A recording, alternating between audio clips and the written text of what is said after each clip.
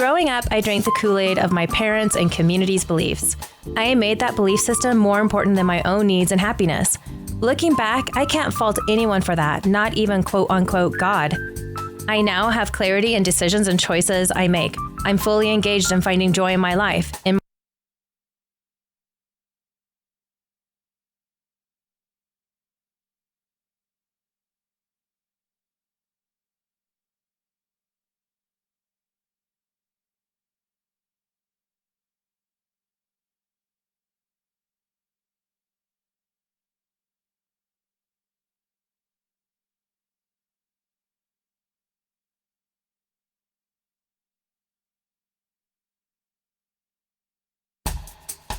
Growing up, I drank the KoolAid of my parents' and community's beliefs.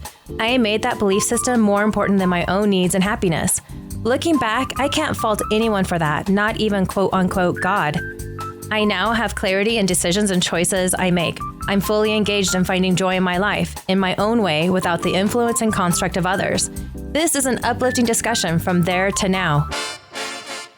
Hi, everyone. Well, I'm super delighted. I think this may be my favorite podcast. I'm just precasting that forecast there.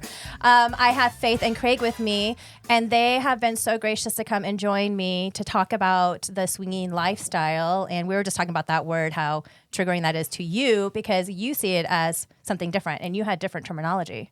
I really like the idea of swinging, the action of swinging the door, maybe, and historically, I think how we've lived our life doesn't seem what I have seen people talk about in media, in movies, and those kinds of things. That a swinger, it is heavy and ick sometimes. Yeah. Well, I think to the outside world, or Yes, even in to your the- world, does it become ick in your world? it can. I have met some ick. I can't. I would imagine there's ick everywhere. There's ick in dating too. You catch it, and then you deconstruct it and decide that that's not something I want to wear or emulate or assist and uneducate. I mean, is that a word? Uneducated? Oh yeah, absolutely. Uneducate the action. Yeah. What were you going to say, Craig? Yeah, the whole idea behind the lifestyle that they call swinging has been an experience of finding connection with people, sometimes in just a very physical way and appreciation, but also there's an evolution to it where you become like, okay, hooking up with people is fun and all that, but we're not 16 anymore. And so you tend to look for a little bit more deeper connection. And I'll tell you that people in this lifestyle community that you have are so appreciative of each other. There's respect there. Just like you have some friends that you can call at 3 o'clock in the morning because your car broke down. And there's others that you can call because, hey, I ran out of ice cream. I know it's 2 o'clock in the morning, but can you bring me some? And that love doesn't come with a cost. It doesn't come with a punishment of, yeah, I had to go get her in the middle of the night because of her choices and like how often relationships are built. So it's a very tight community. It's like a family. I think we're more of tribes. And are there certain, I find that the swinging community is quite large in Southern Utah. I came from Las Vegas, and I was just telling you, Faith, that when I first left the Mormon church, I got into real estate, and I was part-time teaching at a kindergarten class. I can't even believe I did that at one point. But I met this couple, and they were lovely, and I became friends with them. And then they told me about their lifestyle, and I got invited to their parties all the time. They even had a birthday party for me, and I invited everyone from my brokerage, and it was so much fun. And I got to hang out with them quite a bit, learn about the lifestyle. And then I moved here several years later and realized that there was quite the culture here too, maybe even larger, at least in my perception, maybe per capita, the population of Southern Utah. And a lot of my friends opened up to me too and told me that they are in the swinging lifestyle as well. I found it by accident after my divorce. I dated for about 6 months, and I hated it. I hated the fact that I didn't want to catch someone. I didn't want to keep someone. I didn't even think, like at that time, I didn't feel like I had resolved from my marriage or figured out what my part was, But you don't want to sit down. Sit home every Friday, Saturday night. And there was like a lack of safety for me in dating, especially as a very sexual being. And so I was joking at work one day. And then, of course, the universe drops this date. And he's like, hey, I find you very attractive, but my wife would like to meet you too. And at work, I had just said, I really just want to date married men because if I get along with her, he's already been vetted. Like sister to sister, we know when something fits and when doesn't. Or we're open to go, I feel safe here, so I might try this out. Or I'm out. Totally different energy. And so I fell into it by accident and never thought about looking back. Okay, so you said yes. Oh, all in. And what was that experience like, if you don't mind me sharing? So the first date, so our first date, it was so much fun. We went over to a restaurant and had wine, and she and I laughed, and he would throw in his 2 cents because you know how women can talk a little bit.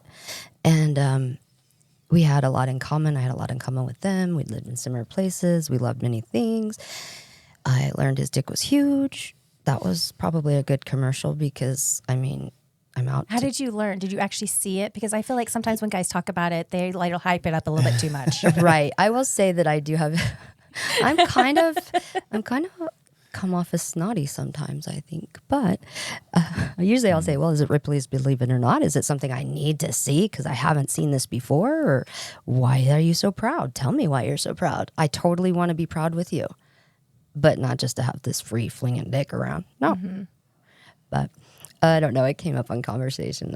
And we laughed about that all night long. And she was not lying. She was not exaggerating. It was so much fun. I hung out with them. I think, like, even after we met, we've been to their house a couple times for parties. They've been, like, they're just Comet or and it cruise was ship not friends. awkward at all. Never awkward. Did you feel uncomfortable meeting Alan and those guys? Whoops. No. Those guys? Did you have a hard time meeting those guys? No, not at all. Gal and girl. Girl and guy. I think it also requires somebody to be to be really in control of their emotions, especially the emotion of jealousy, which is gonna be there. It's always gonna creep up in one way or another for some reason, and that's just takes time to understand where's that jealousy coming from. Why do I feel that way? Is there an unresolved need that I have that's not being met? And typically it goes away. There's a lot of personal accountability that needs to be happening with maybe conversations with ourselves, conversations with each other, like processing, like fastest therapy we'll ever have. If we can play in these places, hopefully we can talk about like grandkids and other like regular life things, right? Which most people don't talk at all. So when I was hanging out with my friends, my swinger friends in Las Vegas, I got invited to a women's gathering. It was all women and they were all part of the lifestyle. I was the only one that wasn't. Yeah. And it was so fun to talk to them. And I kind of did like this little poll. I said, who decided in your marriage that wanted to go into this lifestyle? And almost every one of them said their husband, which I thought was interesting. Except for there was this one woman who literally walked through the room like a sexual goddess, like she should be worshipped every minute of her life. And she acted like it. And she was the one that was like, fuck, I want to get into the lifestyle. She's like, there's so many things to taste. And would you find that it's usually the men in the relationship that want to go into that lifestyle? I used to think so. And I think for a large part it is. And I think it all depends on timing. My experience has been, and I also had that impression that men want it because they want a threesome. I don't want to cheat, so I'm going to talk to my partner about this. But where I've come to see a lot more of women being open that, okay, I might have some bisexual interests, and so I want to be with a woman. I don't want to go find somewhere by myself, and I don't want my husband to be neglected of an experience, so we'll find a woman together, and we'll have a threesome, and it'll be wonderful. But then they realize... and sometimes it is. And sometimes it's not. They don't call them... No. It's always strange, awkward, and weird, but so sex. Well, they don't call them unicorns for nothing. For no reason. I mean, they're hard to find. So hard to find. So eventually a couple will decide, okay, well, maybe we'll just look for another couple then, because that's more realistic for us to match with another couple. Then we can see if there's a sexual chemistry and then go from there and see what happens. That's where the unexpected jealousy can come in. That's where a lot of the fears come up. But I've also seen women that in that certain stage of life, whatever it is, are like, hey, I want 42. something different. I've been married for 25 years. I've never been with anybody else. I've got sexual curiosities as this is all there is to it. What about my own sexuality, my own needs, my own desires? So I know quite a few women that they're leading the charge on this. And they decide when, because, okay, there is, if you could talk about for a second, there's a very clear social order to the lifestyle. Oh, please tell. It's wonderful. And everything from conduct and behavior at parties, pecking orders, basically. Women, they say, lead the way. Women make the decisions. If you go to a party and you're a guy and you can express some interest in a lady and talk to her and flatter and make comments and shoot your shot, basically. But it's up to them. If they don't flirt with you, touch you, make a suggestion or an offer, then it's a no-go. Women will always decide that, which is funny because a big thing in the lifestyle is consent. How you don't do anything. And it's not, is this okay? And it's protected sex too. Oh, yeah. Yeah, did you It's notice not what like he did, though? massive He was orgies. already touching me when he asked. Yeah. That's what a problem a lot of people do. They go to touch. Is this okay if I touch you? Not, hey, I feel familiar with you. Yeah, is it like, okay hey, if how do you feel about touch? It's a question. But women in the lifestyle don't necessarily adhere to that, especially to other women. Women will just go up and two hands grab another girl's boobs just because, oh, you're a girl. You know it's fine, right? You know I'm not threatening to you. But is it? Oh, Is that a absolutely. problem? Sometimes it is because from a lot of people don't like to, as they're discovering their own self and trying and deciding whether or not they enjoy something for themselves or less comfortable with something because it was a KoolAid they drank and they didn't even know it. That was not disgusting. Oh, that's tasty, right? Those kinds of things. But in the lifestyle, there's some assumptions that every woman in lifestyle is bi or they're not, and that it has to be either or. And so I'm pansexual, and I learned that because of swinging, and it actually kind of brought a lot of peace, and I was able to set aside a little bit of kind of shame that I had as a teenager because boys might like me, and they were amazing, and everybody knew it. They were like had all these, and I had zero interest in them. I was such a jerk. I was so like big, I made them feel bad, and I felt terrible for making them feel bad. But we didn't have chemistry. And then I meet women every once in a while where I'm like, whoa, that's something. Like, I think that's something. That feels, you know what I mean? It's so foreign to be able to be in an arena where I feel safe and excited to try things or wonder about things or feel things. Because most of the, I think Dr. Seuss is a genius. Inside, outside, upside down. Like, if I'm not going from the inside and the outside and how I feel or show up or try things, then I'm all upside down. And normally it's that navigation. So education and conversation, I think Craig and I try to do that everywhere we go. And this is the other thing. I've seen dynamics with the couples, and I find that they all have their own individual rules and boundaries that they create in their relationship. So then when they go out to explore, they're generally expected to follow these parameters. However, I have found with many, many friends that they are not sticking to those parameters. Yeah. And then is that where the jealousy and the issues come up? It can. It's everybody's different. Everybody's different. Do you find couples who actually stay in their rules and boundaries? They do. Heck yeah. Okay. Yeah, absolutely. There's some people we know that have very strict, this is what we do, this is what we don't do. We only play together. And so for whatever reason, one partner might not be there. So we know respectfully, even though we're having a few drinks and we're getting flirty and touchy and kissy, there's a limit. And it takes, I think Faith can speak to an issue that comes up with it, though, that might have a divide in that, because a couple might say, we only go this far. This is all we do. This is all we're comfortable with. But there's a problem with women not having their own voice. And what do they call it? Going doe? Going fawn? Something? Yeah, in a fawn state. What? I don't know. So that's more of therapy word, isn't it? To fawn, to freeze, to Like a baby to deer. fight. To like a deer Yeah. when you had lights on a deer, so you're like freeze up, and then you don't know fight or flight. You're just in a frozen state. Yeah. Yeah. That. Okay. Yeah, and so they'll freeze because some guy, like we talked about earlier, will put his hands on them. Is this okay? Well, it's too late. They're going to freeze because one, they don't want to offend you. They don't want to be embarrassed. So it's fine. It's okay. Oh, that's the green light. I'm all over it now. As opposed to having their voice like, and that's the weirdest thing. Guys go out to a bar, people go out to a bar, and you flirt with girls, and you kind of do like a little backhand rub, or you're dancing with them, grinding on a little bit, just to see what kind of reaction you get.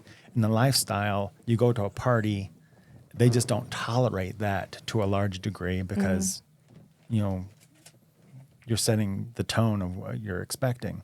So, what is your guys' rules in your relationship? We're What are weird. your boundaries? If you don't mind sharing. Yeah, no, I don't We're think. unusual compared to most couples because we met because of swinging. I remember you telling me this over the phone when I called you. We didn't know we were being set up at the time. Somebody already loved him. A group of friends loved him, and they're like, "Oh my gosh, we met Faith. You got to meet Faith." Da da da. And we learned later, like 4 months later, when we were sort of inseparable at the time, that she's like, "Oh, I knew you guys were gonna like each other," that kind of thing. But Yeah. So as far as rules, though, we don't really have. We have guidelines because every situation is different. Wouldn't you say? what are they? Well, don't stick your dick in crazies are Okay, number good. one. I was like, wait, did they change? Did I I miss love something? that rule, Yeah. by the way, because I Me find too. some couples in the lifestyle are fucking everyone and anyone, and that grosses me out because Yeah. I am all about energy exchange. And if you are shoving your energy into some other energy that is not in alignment with you, I can just feel catch like ick. all of those energies are in you. Gross. Ick. Well, because Yeah. I notice a lot of heaviness, people young, new into the lifestyle are that way. They tend to want the experience more than connection. the connection, the selectivity of it. So they do tend to fool around with people they're not necessarily interested in.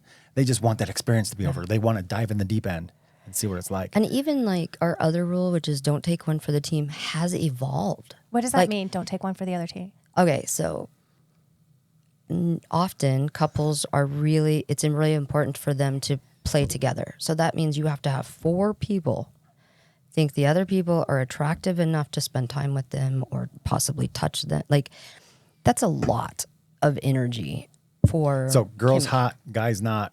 Hey, honey, I really like to spend some time with this girl here. Are you interested? Not really. Well, let's suck it up, Buttercup, because I want to get some of that. Right. And we have friends like that. We also have friends that are like consider themselves fingers, which are friends of swingers, and they just love being. That's what you are. When you went to these parties, you were a finger. You're a finger. Maybe it's like that. No, just kidding. I'm the middle finger. I'm just kidding. Yeah, but you can. That's where you go stretch and try that out. Find out what your single voice is. Find out what your voice is like. I don't know. Like, you don't have to catch someone for like, a lot of times, especially in the state of Utah, it seems like if you hook up with someone, they, from the masculine to the feminine, like just in behavior, that you slept with this guy, because I have these young friends, and they're like, you sleep with this guy, and they're like, what are you doing tomorrow? We're sleeping again together. You know what I mean? And she's like, I have a life. I thought that was fun, but like, there's this, like, I don't know, they put their claws in or something. But back to the, I don't know. I was thinking of an eagle where they're like, "Arr." Anyway, sorry, naughty thought. You can be as naughty as you want. Your If you guidelines. only heard the Anyway, last podcast. So like when we first met, putting your dick, like, don't take one for the team. See, for me, I'm very energetically connected. And so I love, I mean, sometimes in poly and different things you'll hear about compersion. I love it. Like sometimes there'll be a woman, I'm thinking, oh my gosh, she's so much fun. You guys hit it off so well. She's so hot. I'd love to have drinks with her husband, but I really don't need to touch him. But I'm in. I'm totally in for him to have such a great time with this woman that's into him, that I get to meet a different part of Craig. I feel like we meet ourselves in relationship.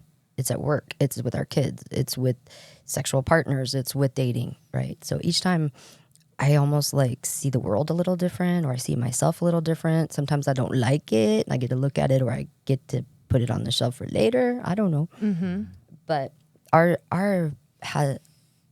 our rule has changed over time. The rule hasn't changed, just how we feel Evolved. the application or how it's used. Because like now I know for a fact, I do not take one for the team unless I'm excited about taking one for the team. Yeah. It's a totally different. It doesn't make any sense, but for me, it feels so Right. so you, right. You have to have the desire.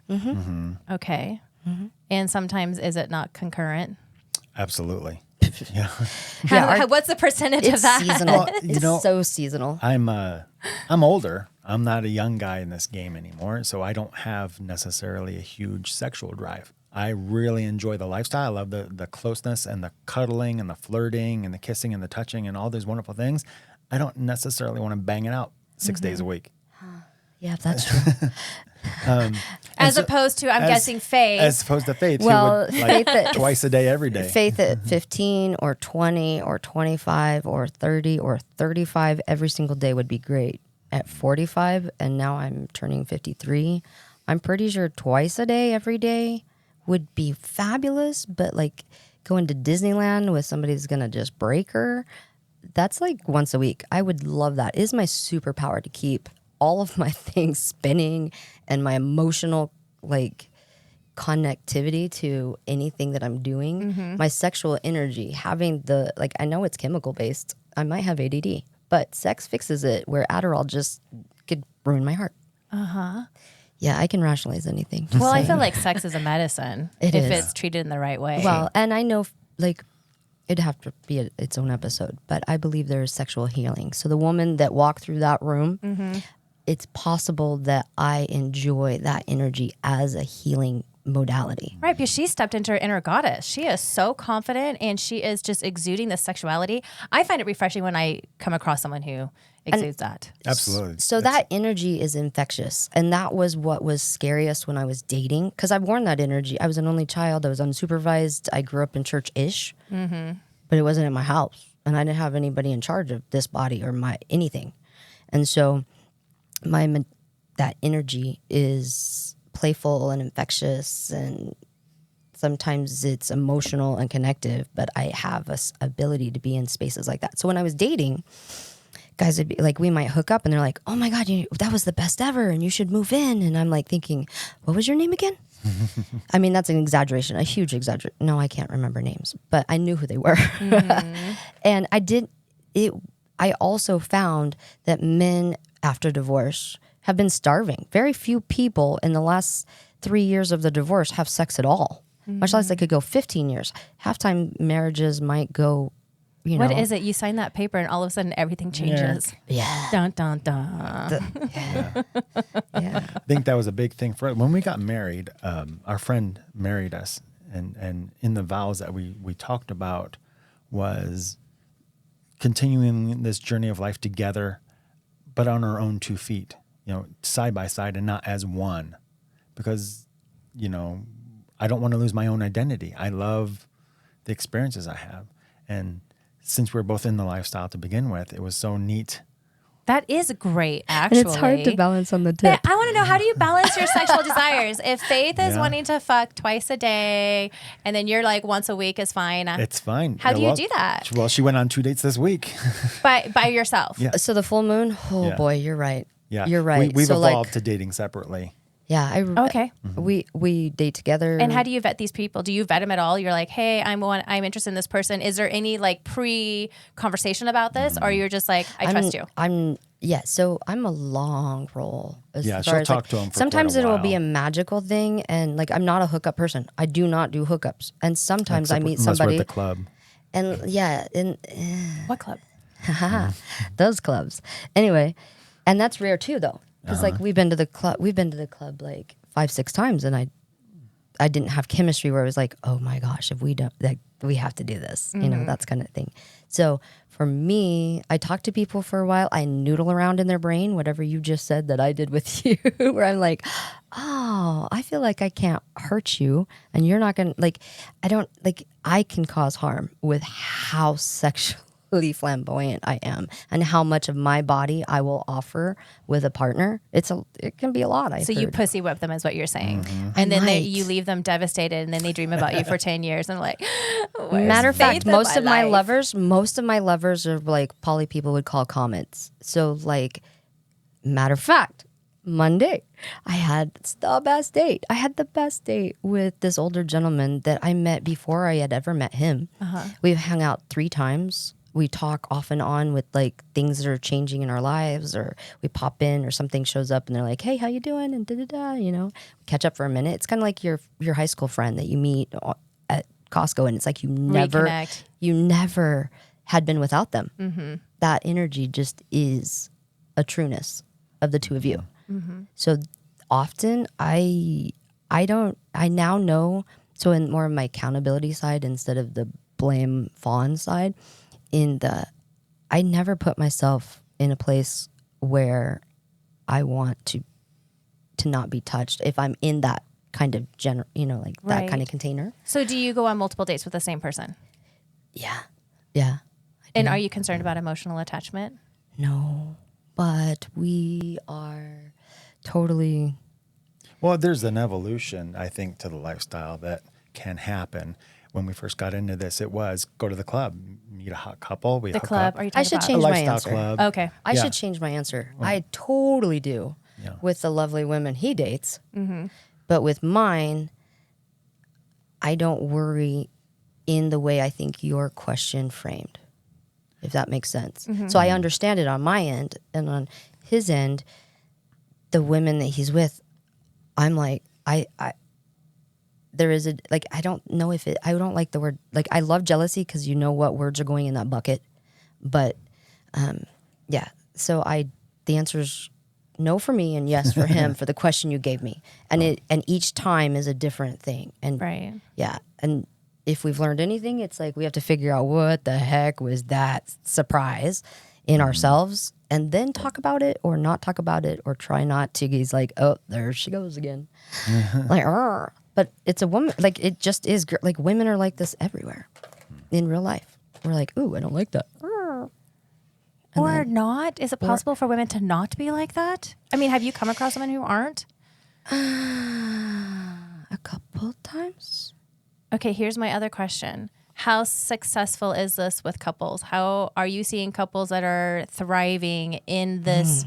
Married couples are thriving in this lifestyle, or are you finding some that are resorting to it because they were in a very conservative? See, this is what I'm seeing in Southern Utah. They were in a very conservative community. They leave it and they don't want to get divorced, but they never got to sexually explore. So then they just go balls to the wall, and then they're fucking everyone. And They find their everything. soulmate. So I've seen, And then it love ends up not being successful. It doesn't work. Yeah, I've So seen these people do I this. guess 2 things. I think the answer is yes to all. There's probably like 7 scenarios that we're not even touching on. Okay, so the please answer do is share. yes. All of those things happen, and I would want to define what success is. Staying married and being happy with each other without any, with true authenticity and honesty. That's a big gamut to ask I for. mean, is it hard? I mean, is it possible to be in a relationship like this and be absolutely 100% transparent and honest with each other? I know them. And you see them, you see I it, see you them. witness it. And I'm being better. Well, that's refreshing. Yeah, and I feel like he and I are evolving in our personal communication and ownership of ourselves, and the ability to discuss things or figure like, oh, I know what, because a lot of times in coming out of religion like that, we actually don't, like, I know the first few years of my marriage, I had to figure out how to feel anything. I was like, oh crap, I think that was anger. Was I angry? Am I allowed to be angry about that? Like, there's so many things to unwrap. So I Very much. feel like for he and I, our communication style has become more efficient, probably more mature. I wouldn't say that I was emotionally, cognitively able to communicate like I would like to. But then I watch these couples that have been together since they were 15, and they're exactly what you're saying. They're exactly transparent with each other, and sometimes it's beautiful and sometimes it's yucky, and they still have these beautiful, like yucky being the feels that they're sorting Right. are yucky right here out in front of them, that they look at it together instead of you're so yucky. Right. Well, It's a totally different thing. I think that if we're just going to be completely real, every relationship has its issues, regardless of what lifestyle you're in, right? Exactly. And every relationship has communication issues, and every relationship, each person is growing and shifting and changing. And then when you throw in the lifestyle, though, do you think that complicates it? Absolutely. I don't think. I think people get into the lifestyle for the thrill of it, for the sexual exploration. I've never been with another partner before. I want to see what that's like. Maybe my bisexuality, wherever the case may be. But you're taking a real risk in, for instance, even a monogamous couple that the wife has some girlfriends that are single and they want her to go to the bars with her every Friday and Saturday night. The longer she continues to go out to the bar and looking good and having a few drinks, and all these guys are charming and fun and flirty and good looking and complimentary, you're opening yourself up to risk. Mm-hmm. And I see a lot more marriages end that way than I do people in the lifestyle that say, hey, hon, this guy's been flirting with me and I think there's a bit of a connection here. Can I explore it? Now they're communicating. Yes, it helps to communicate it, but it doesn't necessarily save it. Mm-hmm. Right. Because you've got to have what are we doing this for, and what are the limits? What are the safeguards we're going to put in place? Mm-hmm. That's a hard thing to do because there's nobody there to tell you, oh, okay, back it off a little bit. You're getting a little too deep. Are there mentors in this family like, hey, so we've been doing it for like 10 years, so let's give you some pointers on how to be successful in this? For a while, I think those guys, we'd meet new couples and give them advice, and then we'd watch them go, huh? That's what we said. Yeah. Okay, awesome. We're like, that's how they did it. How'd that work? That's their interpretation. Where I was like, No. he's like, let's do a slow roll, and we're like, I do oh, think that was slow. No, I do think there are mentors as far as there's people we look to and like, okay, they're doing the best they can at this, and we see role models of how they communicate, how they continuously put each other not ahead of their wants and desires, but as a priority in that decision. Mm-hmm. Mm-hmm. And that's really important. And that motivates me to think, okay, I can have it all, the best of both worlds. I think in marriage and coupledom, I mean, even if they're not, if they're connected, I don't think it has to be a marriage to swing or to be, right, to take on this ride. But I think there's that triangle of me, you, and us. Me, you, and us. And deciding, oh, this is a you thing, and us would like you to experience this, or that's a you thing, and can we slow or pause because it's really freaking me out that your you thing is hurting. I'm hurting. Why am I hurting? Right. So I think it's communication. I feel like I had another. You mentioned communication earlier, and that's. Like, well, for instance, if we are, for some reason, we find ourselves down in Las Vegas going to go to a lifestyle club or something like that. I don't know when that happens. Yeah. Are we gonna fool around? I don't know. Let's see if we meet somebody. Oh, okay. What does that mean? So what is one of your favorite experiences with the club? Oh my gosh. Oh. At the club. Yeah. When was the first time you went together as a couple, and what is your most memorable experience? When we first were dating, I think it was dating. I don't know. We enveloped a new life together like that. But we went, it used to be it was a foreplay thing. Totally. A lot of couples swinging is foreplay. Mm-hmm. So that's one thing to add that we haven't touched on. So what you're saying is there's no penetration? That's just a really fun word to say. So it's a great word, but So we went down. I don't we like went down that to a word club as in much. Las Vegas last year for Halloween, maybe 2 years ago, and it was Halloween party, so everyone's wearing costumes. That's the best. I love dress up. We ended up on this bed in this open room with lots of people watching, fooling around with, I don't know how many people were on this bed. I was fooling around with this girl who wore a mask. I remember that. Oh, you never saw her face? Never saw her face. Is that creepy? And she was not a really. It was demon. creepy. She was a demon. And it was hot. Oh. It was a gamble for sure, but that's I think when you look for the thrill of that it. was a dream zone. We walked into a dream zone, and it was so She was walking around this ecstatic. party with a giant strap on, Oh, and how compelling. Yeah, it was. So she wanted to do the penetrating. Well, she didn't get to do that, but Not with this man, but she did. She did. I saw that later. Yeah. Okay, so I think that people, when they think of the swinging lifestyle and the parties that you guys have, they're probably envisioning a whole living room full of naked bodies. An orgy. Yes, a massive orgy going on. Is that usually what's happening? There's not a usual in lifestyle. Okay. That can happen, but it's so rare. Okay. It is actually rare because you've got to get the right balance of people, the right chemistry of everyone feeling comfortable with each other, and then And half the time, babysitters. it takes a spark. It takes somebody to make that initial move. Like, oh shit, all of a sudden there's a blowjob going on the couch. The intros. I'm going to sit down and watch. Next thing you know, she's got your dick out and she's playing with you a little Yeah. bit. And next thing you know, somebody else joins, and then it's the whole thing catches like wildfire. Or And another it's time, also okay. I mean, it's still great that that's happening, and not every single like some people need rest, but often some people might just be a voyeur, like friends of swingers or couples that don't. And is that okay? Side by side play or I solo mean, are play you or- comfortable being watched? Oh, I love it. last- I didn't know that. I'm last time totally. last time we're at the club, we met a couple, and Right. we're back in the group playroom where there's several beds, but we're on a bed by ourselves, the four of us fooling around doing our thing, and all of a sudden this couple walks up next to me, and she was just had this great big smile on her face, and I'm going at it doing the thing, and she was just like Riding a ride. one-handed. She's like, can I touch you? It's like, yeah. So she's just kind of like rubbing my back and my shoulder, and Assisting, just making sure he's good. I had She no was just- idea this was happening because I was in the zone with So all of a sudden, I became a performance piece, and I'm like, "Yeah, this is what I'm doing here. You like this? Yeah. doing You're that like, right? how does my ass look from How's that? behind? Oh, he has a perfect ass. It was looking just fine. On that one, I definitely looked. And I'm typically not. What's it? Is that the voyeur or is that the exhibitionist? That's the exhibitionist. I'm just typically not that way. But are you a He's- voyeur also? He's a giver. Yeah. Oh, you're a giver. Yeah. Is that how you advertise your husband? He's a giver. He's a giver. No, it just makes it so, like, I've met so many women, even like in church, out of church, anywhere in like my walk of life, that had never had an orgasm. And they had been married, happily married. And I'm thinking, that's so puzzling to me because I can't imagine my life without orgasms.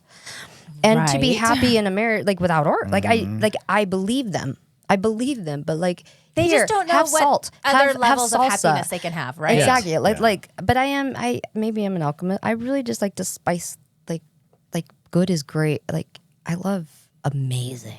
Sometimes we should taste But amazing. maybe people don't even realize that there is amazing. And that's the unfortunate part, right? Which is why we're having this conversation, so they can actually understand that there is a lifestyle that goes on, and it's really fun and exciting and enjoyable, and might not be strife with all of the issues that they have labeled it with, or that our community has labeled it, right? Right. I think And the biggest barrier threshold I find with people is that they have a hard time being naked in front of people, and That's even hard. having sex in front of other people, or being watched, and all of that stuff. So I have a really funny story. Oh, really?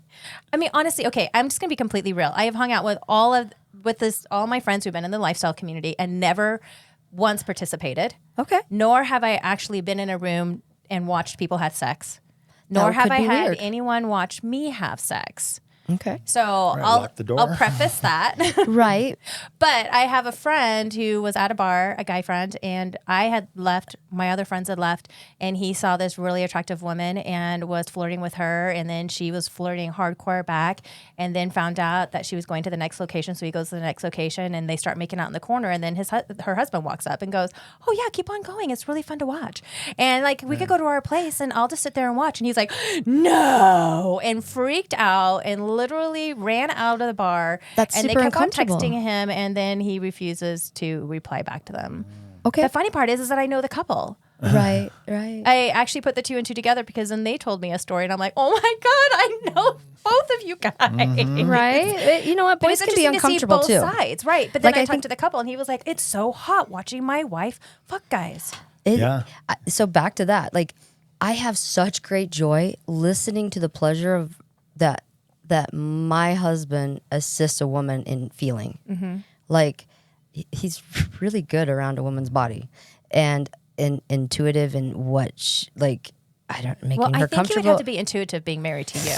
Oh Yes. God, I hope so. But I also Yes. love, I like threesomes with two guys with her because I know that's what That's she's, my very favorite. you know, He's the boss. I don't her have to say oral anything. fixation. She just to be spit roasted, to be taken completely and ravished is a big thing for her. I love my body. Sweet. So then to when you're be- watching, are you just like sitting there watching or are you actually doing something else A too? little bit of both. Sometimes If I he get was- her a drink of water. Sometimes I'm if behind if he her was just going at it. watching, I would be like, meh. I'd be like, meh. But that's a me You're thing. like, dude, get that's in here. totally a me Get in thing. the Maybe game. you're into I'd be Yeah, like- because I know a lot of couples where when the wife is, fucking a dude, the husband sits in the corner in a chair and is jerking off. Those are Yeah. many stories that I hear, Right. many. and that's porn I watch. So that's porn I watch. But if I'm the fuckee, I feel like I should truly be fucked. right. You want to be penetrated. Well, and then we probably scheduled this, and there's probably things to do tomorrow. So I'm like, let's get it all in. Yeah. Yeah, Literally all the way in, and deep. figuratively. Yeah, Yeah. or not. I mean, just the tip is. I'm not just the tip kind of girl. Yeah. I completely understand that sentiment. Yeah, But definitely, you're an exhibitionist, wouldn't you say? I am. be watched. Yeah. Well, and then also I'm so many different things. So I ride pleasure. So if there's energy in the room, it could be great energy or it could be not great energy. But when it's good, I can amp that up and everyone's feeling that energy. And so then it seems it's that way. I could just be my point of view. I don't know. We've had places where it's like I can see, and that's why I love threesomes most for me if it's a me thing. When it's a group thing, usually I really enjoy where I can feel when a wife is like, "Oh, sweetie, come here. Let's all give her attention," or let me ask her a couple more questions and see if there's something she's wondering or worried or like. And there's laughter. There's always laughter going on unless it's like primal. It's In the red room. for New Year's. Was that New Year's? Yeah, No, there with was the, with the really tall no. guy. We went to a party. You're like and when I claimed him. the room did. the room was filled with really bright red lights, and so everything was washed in red. Bodies, furniture, Fascinating. everything. Was that so really beautiful. cool? And I'm an artist, It so was really everything cool is because live the art. bodies all blend together then, and so You have these however dark many shadows. bodies. And you probably don't see cellulite. Yeah, you know what? When you're into it, you're into it. You don't just see don't that. care. Yeah, because Yeah. you know what? That's the funniest don't. thing. When I was young and I'd heard about porn and I'd heard about these things and that's a whole gamut. But like the movie Burlesque, I had not seen myself as a beautiful sexual creature till that show. Right? And then in porn you see women's bodies. That's it. You see women's bodies. And they have cellulite and sometimes they're perfect and they've been airbrushed and we all know things are airbrushed. But in amateur porn or in group play, everybody's got something they hate. And often the thing they're really not happy about their body, we didn't notice because you smell so good and kissing you is so amazing. I love kissing women. We're so soft and sensual. And I wouldn't say that I'm true. I know I'm queer, but I wouldn't say I'm truly bi either because that would assume that I want to get with every woman. But that's not Which is necessarily the silly. case. Well, and it's silly because it's a huge assumption that every man wants to fuck everything, or every man likes skinny women or not redheads, or we only want it's ridiculous. Yeah, we talked Our about doing a assumption. podcast on redheads. I can't wait. Oh, I'd love it. Let's I totally thought make lists on that.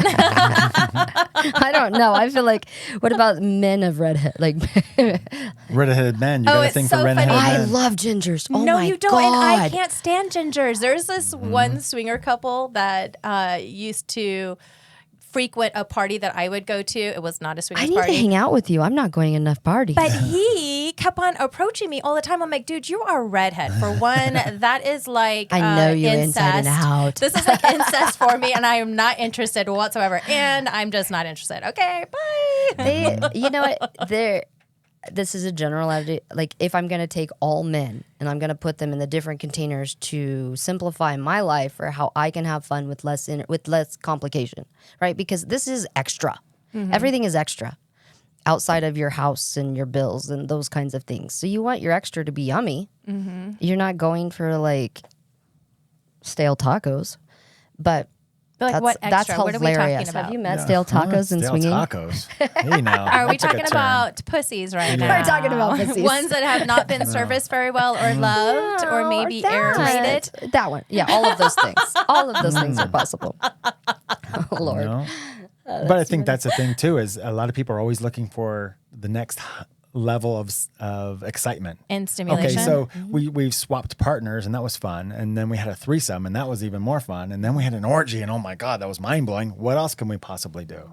You know, then you start to do, well, I Then think what that's else the can intro you do? road. like it's I don't know. It's things like the really hot things you like.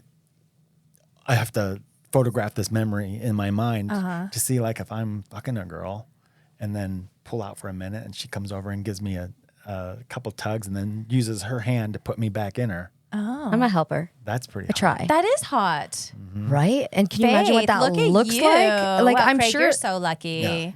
Yeah. Oh, I'm a handful. There's a cost. Well, There's Is that another redhead thing? Yeah. I don't know. It's Being not a free. handful. Women are not free. We know this. Yeah. It's either emotional, like payment, it's not taxation, thank goodness. But Well, it all has a cost, but if it's done well, the lifestyle offers you excitement and thrills and fantasies come true and he mentioned just now about how people want to get in and try all the things, and I believe that there is this path of.